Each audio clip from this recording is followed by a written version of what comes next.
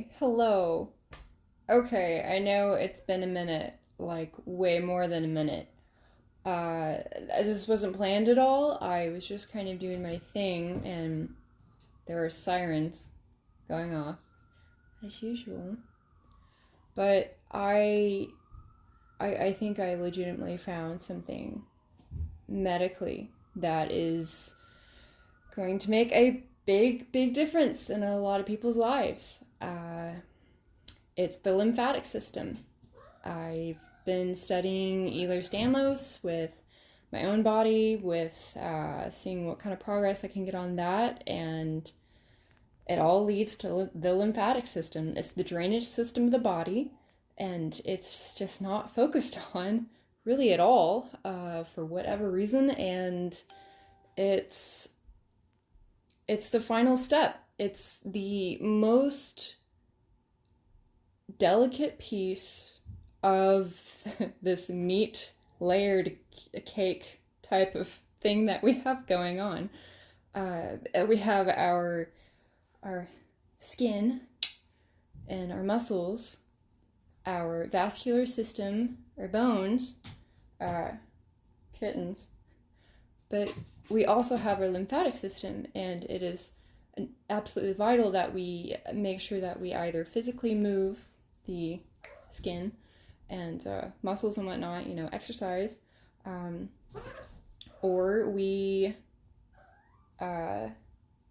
figure out something to get that just going through our bodies. It's not dependent on a muscle, like a singular muscle, like the heart is. The heart is for the vascular system, but for the lymphatic system, you have to work with it. And normally, I mean, we come from tribes. We're used to just moving around all the time. It's not a big deal.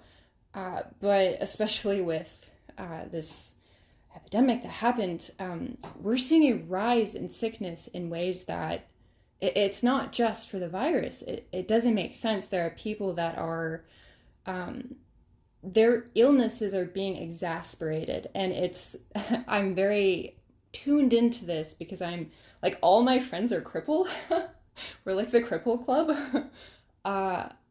And the more that I look into my own health, into my own healing, it all leads back to the lymphatic system. Cats are doing things. I'm sorry. They have been quiet all day. Hang on. What are you doing? What? Okay. Being a cat, do you want to see the kittens? They're so small. Hey, if you want some kittens. It's also Lilo. Yeah, but that's what I wanted to tune in for. I'm making a video really soon. I want to do it right, but I feel like I needed to get this information out as soon as possible. As you can see, this is my skin that is gone from me working through a muscle knot in my face. This is something that it affects people with Ehlers Danlos, I'd say probably more than anyone, because if you have Ehlers Danlos, the connective tissue starts to it just starts out looser than it's supposed to be. So the building block for your body, your bones, whatnot, they're not where they're supposed to be. So the lymphatic system starts to go so much faster in people in Ehlers Danlos than it does with anyone else. And what people think of as aging, really, it's just your body not being as tuned in as it's supposed to be. It's not as healthy anymore. It can't have the rosy cheeks. It can't have the skin that's elastic. It's because people are drying up because their lymphatic system is not working. Their drainage system in their body is malfunctioning. That's it. Like, we don't need to be cutting people up. We don't need to be, for certain things. Obviously, you're going to need, like, surgery for certain things, but this idea that we need to be pushing pills and sending people to, like, the next chain of command in the medical system if they don't have an answer, it all goes back to this. For most things, for inflammation, for if you have this lymph in your body and it pools up and it doesn't go anywhere, it makes you sick. And that sickness, usually it just comes out in different ways. It depends on the person, their genetics, their environment, just what's going on in their lives. But this is a pattern that's been consistent with everything that I found. And I'm going to do something with it. And hopefully it'll make some advancements, and hopefully it'll just change the way that we're going about some things.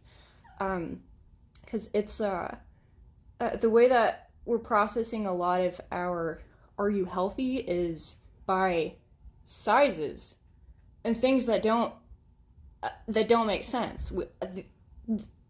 These are ideas that were fabricated.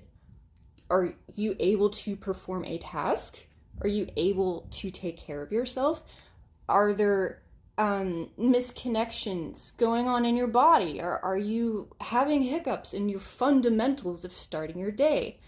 If there's so much push for, oh, this is so natural, when you get older, everything falls apart and everything hurts all the time, and that's just how it is when you're 30.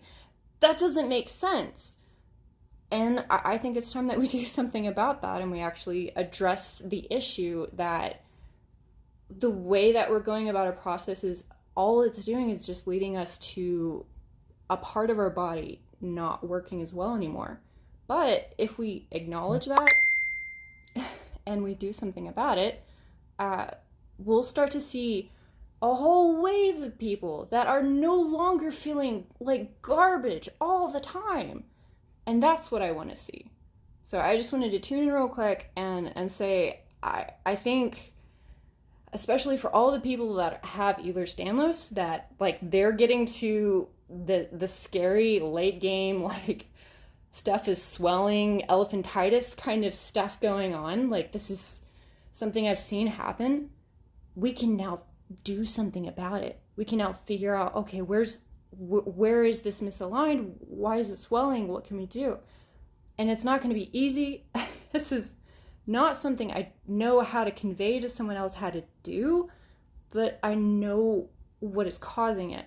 So if I can tell someone, hey, this is like your fundamental map, your compass, maybe I can get a whole wave of people to just look at their problems a little differently, especially the ones that don't even know about Ehlers Danlos, because a lot of us are told that we're just making it up, that it's just not that bad, and it's horrifying. I hear my bones crunching together often, but it doesn't have to be that way. So I'll see what I can do. Thanks for tuning in. I'm gonna go.